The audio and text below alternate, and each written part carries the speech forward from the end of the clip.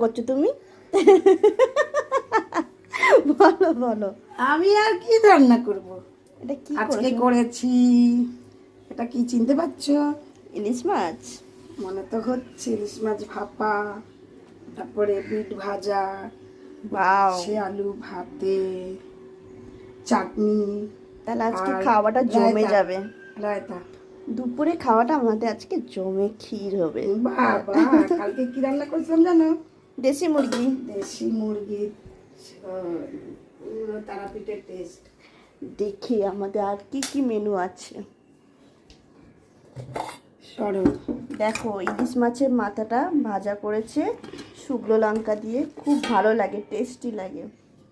আমাদের ইলিশ মাছের ভাপা, দেখো বিট ভাজা পেঁয়াজ দিয়ে, আর উচ্ছে আলু ভাতে।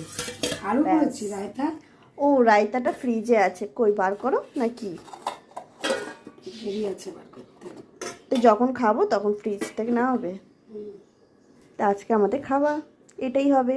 তোমাদের কি কি মেনু আছে বলো গাইস।